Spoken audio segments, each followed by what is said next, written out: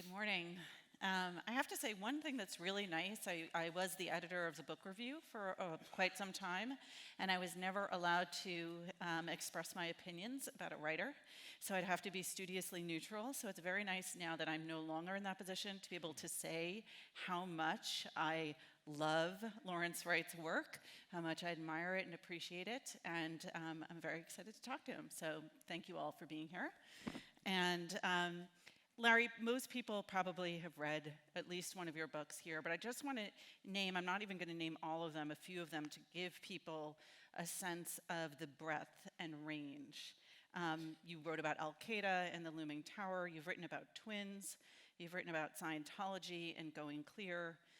13 Days in September about the Camp David Accords, Remembering Satan about recovered memory, The Plague Year about a certain plague, also The End of October about an imaginary plague, a novel, God Save Texas, and a book called In the New World about coming of age from the 60s to the 80s. And I know that I've left a number of things out, and I've left out your plays, and I've left out your music, and your movie and TV adaptations. Last night at dinner, I asked Larry, like, how do you do it? How do you do it? Let them know a little bit. Well, it's a long list, but I'm really old. So there's that. And then I have a very regulated day. It's I usually at work by 9 and work till 5 and then exercise and play the piano and then we eat dinner. You get a lot done if you just keep doing that. But also I can't stand to be still. I mean, and my wife would tell you that if I'm unoccupied, it's horror for everybody. But especially for me, I just feel, I'm driven to explore, and I'm fortunate to have a craft that is so commodious that I can, if my curiosity leads me in any direction, there's always a place for it. Yes, your wife said yesterday that it was nice having you as a kind of stay-at-home parent, except when you weren't at home because you were off reporting something. So when I list all these books, it sounds like very far-ranging. But one thing that struck me as a possible through line, and correct me if I'm wrong, is that it seems that in many of your works, the animating question is why and how do people come to believe what they believe? You think about recovered memory, which is going a ways back, but that's such a fascinating subject. How do people come to believe something that never actually occurred? Of course, the looming tower, you wonder how do people come to believe in the ideology of Al Qaeda? Of course, Scientology is an obvious one. Is that something that you think about? Yeah, it's been a continuing theme in my work, as you observe. I've wondered about that and why. I was religious as a teenager. I was pious, I would even say. And so I've had the experience of believing and lost it.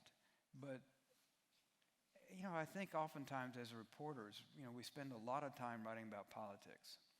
And my observation is that a person can have strong political views and it won't affect his behavior at all. And you all know people, I'm sure, that fall into that category. But if you have strong religious views, it dictates every moment of your life. And so I think we don't pay enough attention to that because the people are motivated by strong beliefs. Now, then where do the beliefs come from? Because a lot of times these beliefs are totally absurd. And I'm going to sound like I'm slamming some particular religions, but let's take Mormonism, for instance. If you read the theology, you think Jesus lived in South America. But it's a beautiful culture. The same thing is true of the Amish. I've written about the Amish. They have some very cruel practices, a disconnection that are similar to Scientology. But the culture itself, formed around this body of belief, is in some respects exquisite. So I find myself enchanted by the duality of belief and how it can lead to Al Qaeda or Nazism and it can also lead to, Amish farmers in Pennsylvania. And I just don't think that as a culture and as a profession of journalism that we are quite as interested in the origins of these beliefs as we should be. Have you come up with any answers? Well, I think partly people like me who are writing, who are investigators, let's say, we're skeptical by nature.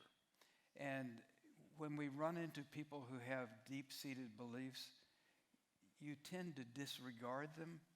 You tend to pity them because they're captive of their beliefs, And there's this, how could they, question that tends to turn off a switch in your mind, I think. And I think that's a mistake. You lose empathy. Yeah, you lose empathy. You become superior. And that's, let's say we can compare Trumpism, something that a lot of people in my profession just despise and can't understand. And so they don't understand it. They don't attempt to. They just, they derogate it, and that's all there is to be said about it. So you said you lost your faith, and you've also just described yourself as a skeptic. I'm assuming those two are related. How did you lose your faith, and how did you then become the skeptical, observant writer that you are? Well, I guess, I grew up in Dallas, which was, when I grew up, it had the largest Baptist, Methodist, and Presbyterian churches in America. Can you imagine one town having all that?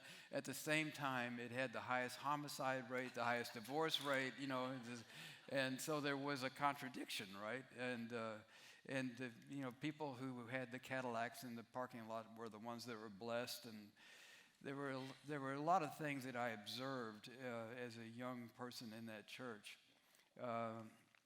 And then in high school, there was a kind of intensely religious group called Young Life.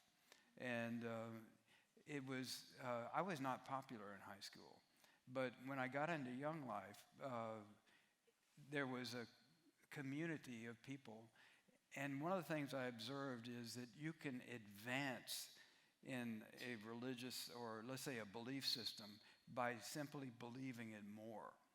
I term this piety, and it's a very dangerous thing because you're competing for position. And I was a pretty good piety politician and a favorite of the leaders and so on. And I developed some esteem in this group. But it was all built on, I think, my inadequacy and my failure to be popular in high school. I don't think I would have been drawn into it had I not had this, had I had an alternative. If I were on the football team or something like that, it might have been a different path for me. But at some point when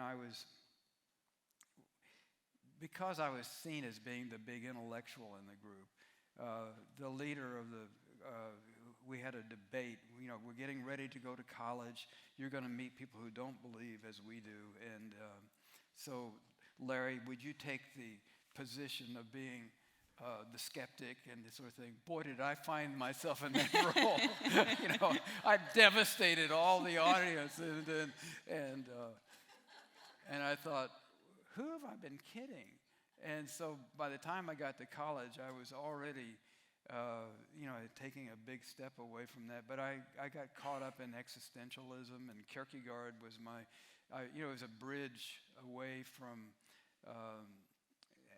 absolute belief.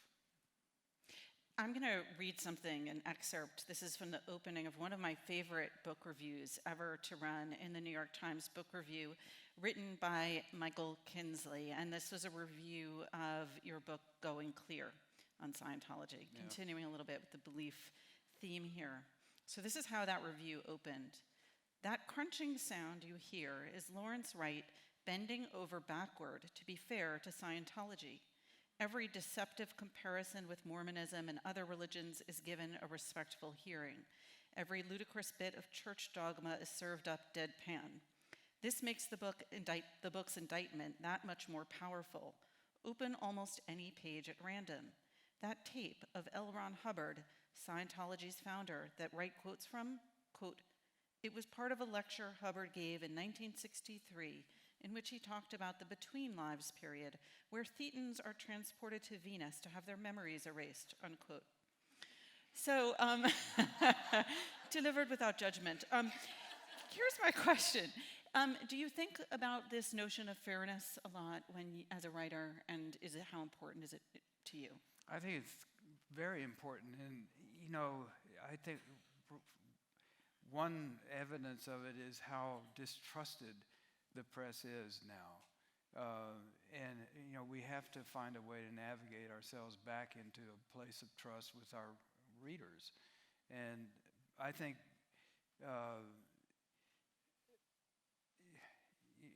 I had a conversation with Ted Cruz once, and he observed that Trump has broken the press, and I thought that was a fair comment. That Which version of Ted Cruz was that? When did you talk to him?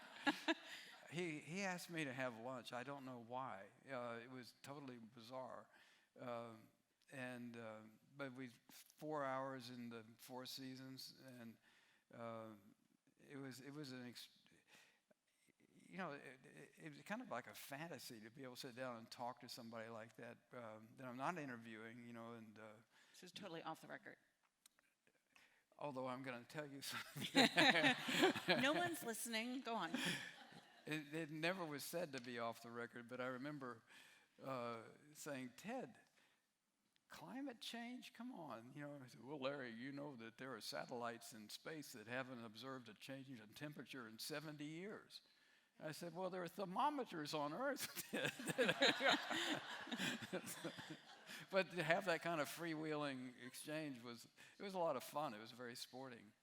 So to get back to that notion of fairness, what does it mean to you to be fair to do you think about fairness to the reader, to the subject, to some abstract truth? What does it mean to you as a writer to be fair? I'm going through this right now. We're closing on a piece that's going to appear at the end of the week on Austin in New Yorker. And it's, there are people inside the story that are controversial, and some that are, liberal, and some that are very conservative. The New Yorker happens to be a very liberal magazine. And so part of the struggle is to make sure that, that we negotiate the same terms of fairness to people on both sides of the picture. That's the way I work. I try to let the reader come to his own conclusion, but it's easy to get caught in, smearing someone slightly by association, by the fact that he's a Republican, he must have those views, and but he may not. You just assume those things, and so let's not attribute to him things that might be true of his group in general. But that's the kind of thing that I feel like you have to imagine how the person you're writing about is going to respond to it. I've had my phone buzzing with people who are asking me to tinker with their quotes, and not going to do that. But I mean, but to try to be fair to people, even when you fail, if you make an effort, I think the reader sees that, and then the reader feels more trusting of everything that you say. But if they think that you've got a stake in it, a political stake, or if you haven't disclosed some kind of relationship, if these are your friends, which in this case there are a lot of my friends in the story, so I have to let that be known as well. So, I mean, one of the ways in which this came up for the media, obviously, has come up and continues to sort of trouble us, is the question of Donald Trump, right? Because how can you be fair to a subject that perhaps many consider to be unfair. And I don't want to get into a whole Trump conversation, so I'm actually going to go back to Ted Cruz, because I was going to ask you about him anyway. I mean, how would you be fair to a subject like Ted Cruz, where it feels like he's sort of constantly moving around, shifting, if you were to profile him? It's not easy because you know so many of the things that he stands for I feel violently opposed to, and so I have to try to understand to what extent might he be right about something. I've been in this game long enough and I've lived long enough to realize that I've been wrong. You know, I've had strong views that I was totally wrong about. An example is Lyndon Johnson.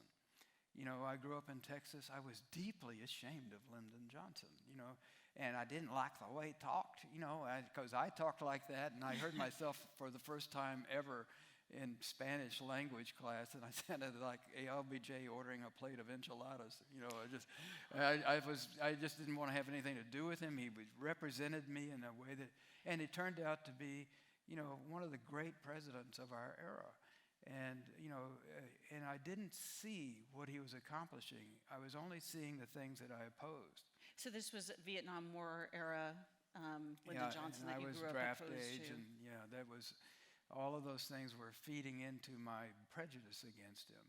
But I wasn't noticing the Voting Rights Act, the Civil Rights Act, all the school higher education acts, just one thing after another. The Great Society was itself, since FDR, the most consequential set of accomplishments in our history. And I didn't see it. And it's humbled me. The same thing I could say about Nixon. You know, he was a liberal. And you look at him in modern context, you know, he opened the door to China, he took us off the gold standard, he had wage price controls. It was just one thing after another. You would say, this guy is a screaming liberal. And yet, I just hated him so much personally. It was very difficult for me to look at him with any kind of objectivity. And so I try, when I'm writing about somebody like Ted Cruz, to write with some humility, given the fact that I might be wrong too. Something that Ted Cruz probably knows very little about. I would agree with that. What did you find out about him from that lunch that you wouldn't have suspected, you wouldn't have thought possible? He's got a very strange nose. Very carefully put. I want to dwell on Texas, and I know you're doing, I think, a whole panel on Texas, but maybe this will, if you're having trouble deciding whether to go to the Texas panel or something else, this will clarify it, because we're going to talk a little bit about it. So I should say up front that I'm one of those liberal New Yorkers that you write about in God Save Texas as having a kind of predisposition against the state. And one of the things, you spend some time sporadically throughout the book kind of comparing California and and Texas. We're in California, so we're going to stay on that subject. You write about the fear in Texas of, I'm going to mispronounce this because there's a TV show with a slightly different, Californication. Okay, there you go. So since we're here in California, what do you see as the major differences? Well, first of all, tell us what Texans mean by that.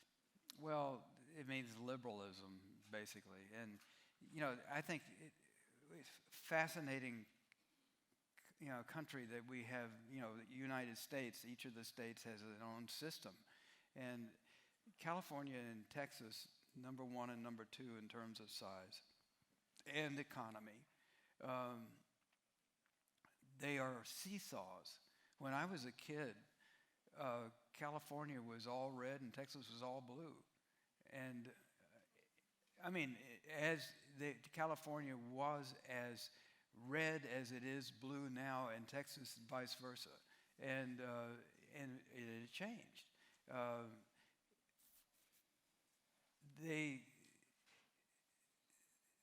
The values that are reflected in each state are similar. I mean, we want good education, that sort of thing. We have totally different means of going about it.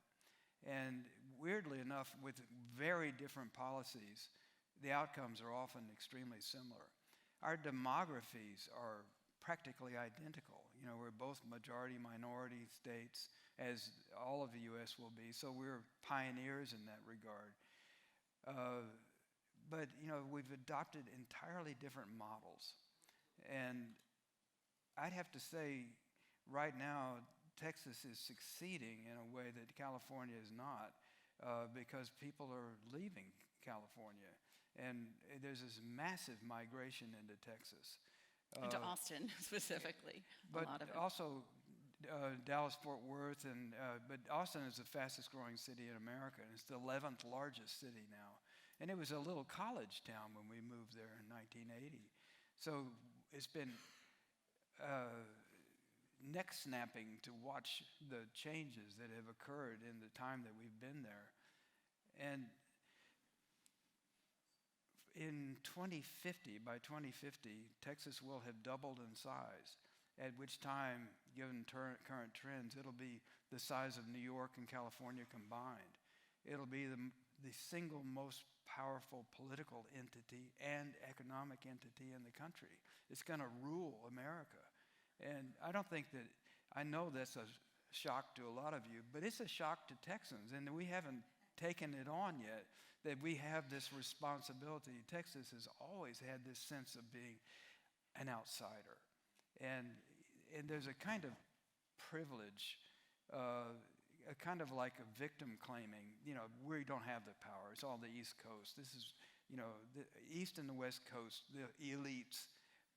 It's a fiction that we've been living under for decades now, whereas the true power, the growing power, is in Texas, for good or ill. So this book, God Save Texas, in which you wrote a lot about that exactly, came out in 2018. Presumably you'd been researching it for at least a few years before then, and we're now 5 years away from that. What has changed since you've written that book? Well, the politics haven't changed a bit. You know, I had hope at that point that we would have more nuance in our political system by having some kind of balance between the parties. But this is, again, an example of Texas and California. Here, the Republican Party has just collapsed. You know, it's not an entity, you know, worth conjuring with. And I was interviewing Beto O'Rourke at this festival in Austin a couple of months ago before the election. And I said, how many losing cycles can the Democratic Party in Texas go through before it becomes like the Republican Party in California? And he didn't directly answer that, but he was angry. He said the Democratic Party didn't spend a day or a dime in Texas. So there's this, it's not healthy for either of our states to have an absence of another voice, a counterbalance. And I hoped when I wrote the book that we would be seeing some of that, at least in Texas, but I haven't seen it yet. I mean, what happened to that Texas of Molly Ivins and Ann Richards? And, you know, everyone was saying Texas is going to turn blue, it's going to turn blue. You look at the demographics, you look at the Latino population. Why hasn't it become more democratic?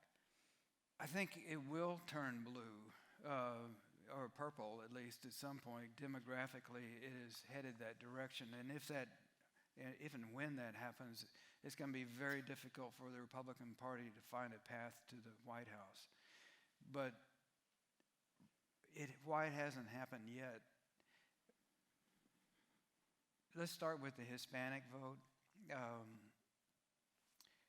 Here in California and in Texas, we have almost exactly the same proportion of Hispanic to Anglo. And yet you have elected leaders, statewide leaders, that are Hispanic. In Texas, we have never done that. And we've never had a candidate that was a charismatic Hispanic who could appeal to the same people that are now turning Republican because they don't feel like they have a voice in the Democratic Party. So there's never been that figure. Also, Texas is a right-to-work state. And I think going back to the grape pickers and Cesar Chavez, the unionization of the farm workers brought people into politics that haven't been enlisted in Texas. So, there are distinctive events like that have kept Texas from turning blue. I think that the Hispanic vote has been kind of misunderstood. Hispanics that move into the cities become Democrats, and those who are living in the suburbs and in the rural areas are typically more conservative, and that's just like the Anglos. It seems to be less about ethnicity than it does about geography. Is it also structural? I mean, the way in which the voting districts and everything has sort of been manipulated in Texas? Gerrymandered? Yeah. Gerrymandered to the extent that Austin has now got 6 congressmen. It's ridiculous. These districts, they snake out, way up here, from top North Austin to Weatherford, which is north of Fort Worth, and then you have another one that goes almost all down to Mexico, and so out of that 6 congressmen, we have 1 Democrat. This is probably the most liberal city in the southern tier of the United States, and so that's it clearly manipulative. Texas gained 2 electoral votes in this past census. California lost 1, but we would have had 3 if the governor and the Republican leadership had been more avid in letting people get counted. But they were afraid that the census would show a stronger Hispanic and liberal constituency than they wanted to allow to be seen. All right, my segue here is, speaking of twisting paths, I want to give a sense of, I'm going to talk a little bit about structure and form and how you write, because in God Save Texas, you cover an enormous amount of territory, and you do it in often surprising ways. So to give people an example, in a chapter on Houston, you started off writing about a civil rights monument, then you pivoted to Sam Houston, and then to oil, then to the Astrodome and air conditioning, to Hurricane Harvey, and then back to the diversity of the city and its culture. So I'm curious how you think about structure, and if it's different in terms of the kinds of books you're doing. This was sort of interconnected essays versus a narrative like The Looming Tower, or even a very tight narrative like 13 Days in September. Every book teaches you how to write it, and you have to realize that each is a different entity. The Looming Tower, I wanted to write about the origins of Al Qaeda and the failure of American intelligence to stop it. That was, and so when 9/11 happened, I immediately knew I was going to have to write about it, but I didn't know how to go about it. So I have a lot of kind of crackpot theories about how to write, that I rely upon, and nobody's ever taken me up on these ideas, but give us one. All right. In order to humanize something like 9/11, you need people that the reader identifies with. You have to bring it down to a human level, and I call those people donkeys. And it sounds, like I'm denigrating them, but a donkey is a useful beast of burden who can carry the reader into a world that he's never seen and take a lot of information on his back. I could have written The Looming Tower without any characters at all, and people wouldn't have cared about it. But if you, like with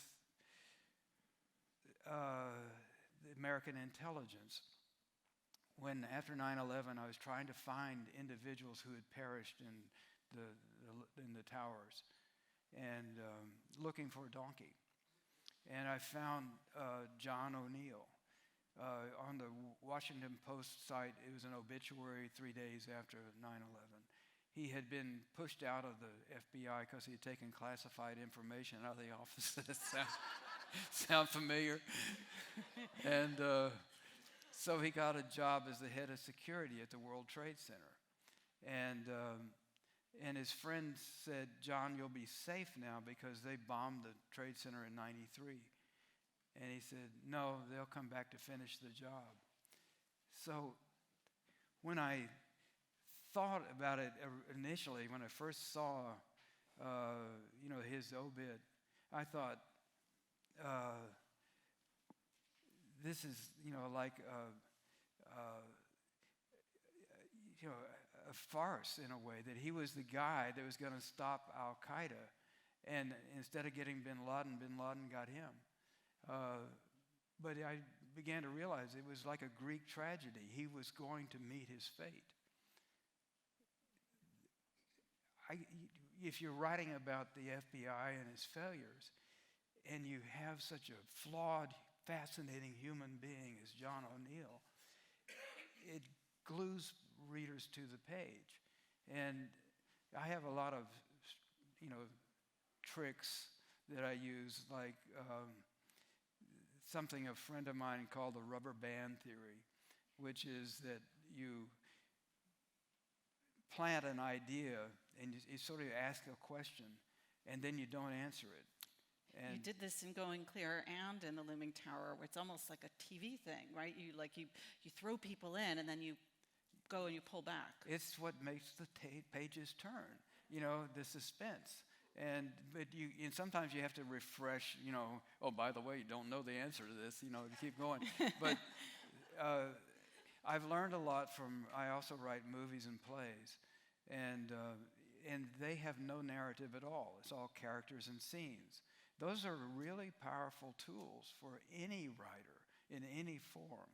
And, reverse-wise, the skills that you learn from writing nonfiction and researching and finding out what's really true, not just something you saw on TV, that makes, the plays and the movies that you might write far more compelling because they have the aura of reality. You write, in those books, especially in The Looming Tower, it's kind of like, this is what we should have known back then. And there's often a kind of prescience in your work.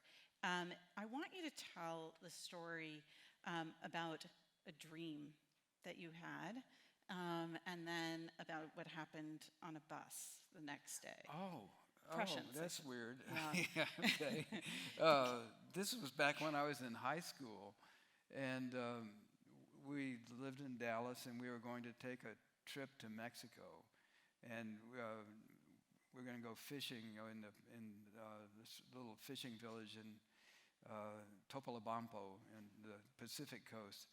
And so to get there, we had to fly to El Paso and then take a Mexican bus, the Chihuahuensis line, down to, we crossed to a train that takes you over this mountain range to the Pacific. And the night before we left, I had this dream that we were,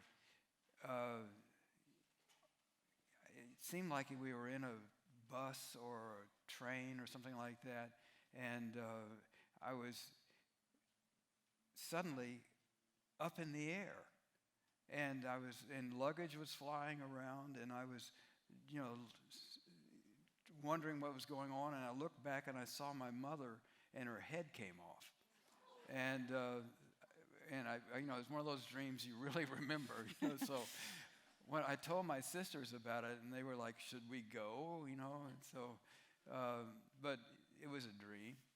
And we flew into El Paso, and we got on the bus, and then we went successfully, fished and that sort of thing, came back on the bus, and we were going really fast. It was raining, and I remember I was trying to sleep, but the sound of the rain on the window was, and suddenly the bus went off the road. It just left the road, and we later found out that the driver, who was in his 60s, had only had his driving license for a few weeks. And so neglected to take his foot off the accelerator as he drove through this prairie. And we were bouncing all around, and then he turns the bus back towards the highway, and there was an arroyo with a culvert. And I don't know how fast he was going when he hit that culvert, but we went way up over the road and smashed into the other side of the highway. It was bizarre. But while we were up then I was suspended in midair, my mother's wig came off. And everybody over 30 broke their back. And my sisters and I were shaken, but we were intact. But we had quite an adventure trying to get my parents home from the hospital, because if you're in a wreck or something like that in Mexico, at least this was true then, it's a criminal offense, and somehow you are implicated in it. You have to stay around and testify, and you might be liable in some way. And so we had. I learned a little bit about having to negotiate in a foreign country with with people that have totally different system. I mean, I just have to dwell on this a little bit more, because your parents are both in the hospital, and what are you and your sisters doing, and how did you get them back? It was strange. To Texas?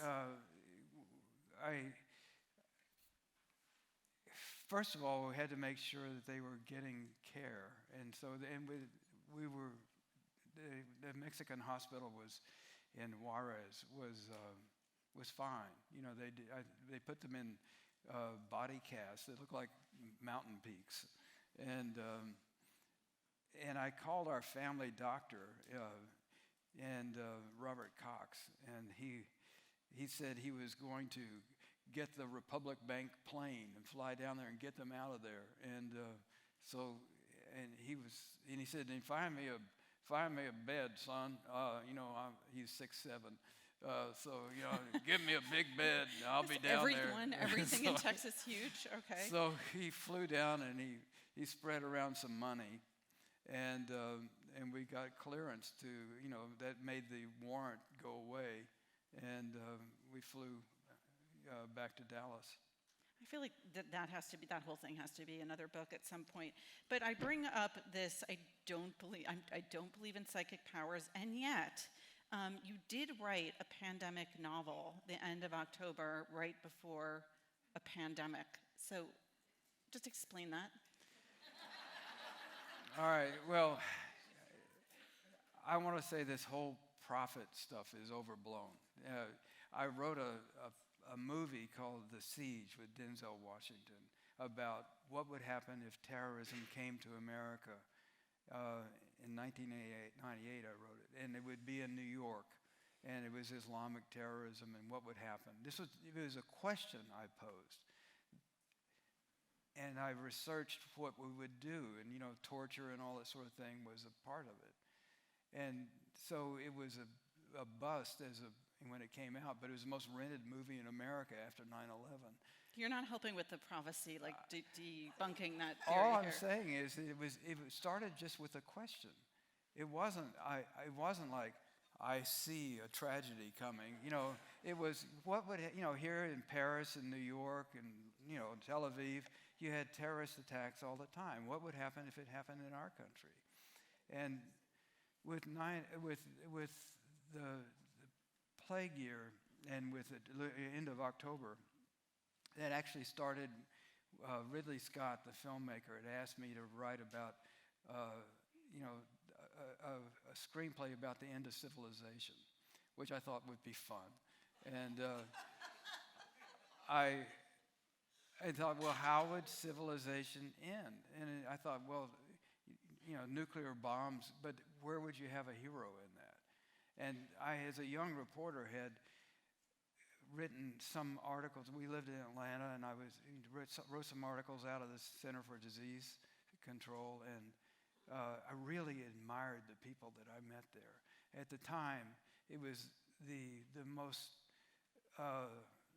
impressive government office I'd ever seen. I thought the people that worked there were noble and brave, and they cherish the CDC almost like a holy entity.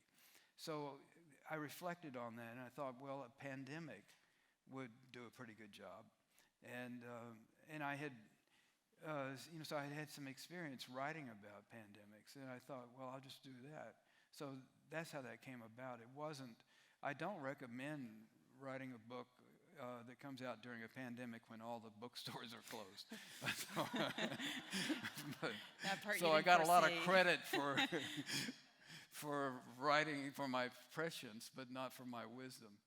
There was a lot of research in that book, or it seemed to be. I mean, you have a huge segment of the book that takes place at Mecca. You have a lot about Indonesia, also a long submarine sequence. Did you go to all those places? I didn't go to Indonesia, but I after 9/11, I spent a lot of time in Saudi Arabia. I actually worked at a newspaper there because they wouldn't let me be in as a reporter on Saudi Arabia, but they brought me in to be a mentor to young journalists. It was great, and I really had a lot of insight into Saudi Arabia. And we used to live in Cairo, so I spoke some Arabic. I had some familiarity with it. The submarine. This is one of the joys of being a writer. You can call up the Navy and say, "I'd like to go on a submarine," and they'll take you seriously. And so I got to go down to southern Georgia, Kings Bay. Is that right?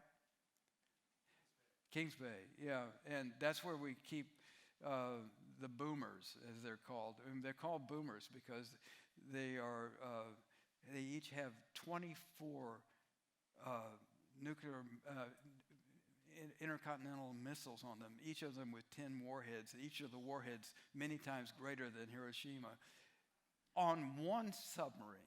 And there are 14. And they could destroy the world without even leaving the harbor. And it was very impressive to me. And so they were doing a drill when I was going on the boat, and I was being taken around to see, here's where the crew quarters are. The crew quarters are, by the way, between the missile silos.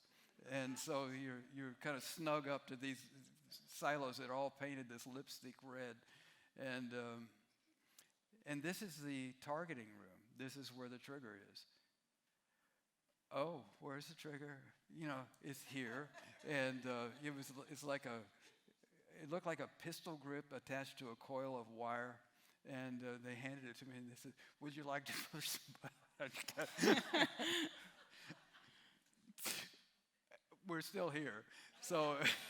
But it's quite a feeling to know that this would be what you would experience if you're the man who destroys the world. That's what it felt like.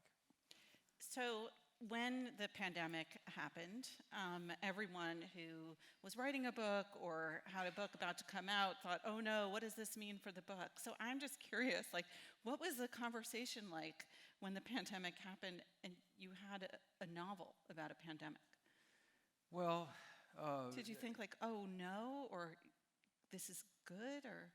Let me just say this: I wasn't surprised that we had a pandemic, because I had done all this research for the novel, and I'd interviewed all these experts, and they were all saying it's not a matter of if, it's going to happen, and it'll probably happen soon. We're overdue. And so when we first heard about what was going on in China, I thought we're in for it, and it was weird to see the denial that was so common in our country. I think a kind of smugness that it wouldn't get to us. It always gets to us. It just, it's a disease, and it's going to travel the world. And the danger that we faced is that now the world was so small that you could have this happen instantly. And we were lucky. We had a few months, just not very long, before it was all on top of us. I'm tempted to ask you, but also a little nervous, what's going to happen next. So, but I won't. I'll just ask, what is next for you? What are your upcoming projects? The way you frame that makes it sound really dangerous. Actually, I've just finished reading the copy edit of a novel that's coming out in October about Texas politics. It's a tragedy, but I had a lot of fun writing that. And then on Monday I'm going to Israel and Palestine to research a detective novel, which sounds pretty eccentric, but it's a murder mystery set in Hebron. And then I've been working on a musical also about Texas politics. So I've had a lot of fun with Your that. wife is right. You're not happy unless you're constantly occupied. Yeah, well, that was unexpected delight. That was really a lot of fun. All right, well, if we want to find out what happens in the 2024 election, we can just read Larry's next novel. Yeah. Larry, thank you so much. Pamela, Such a I'm pleasure. honored. Thank you. Yeah. Thank you.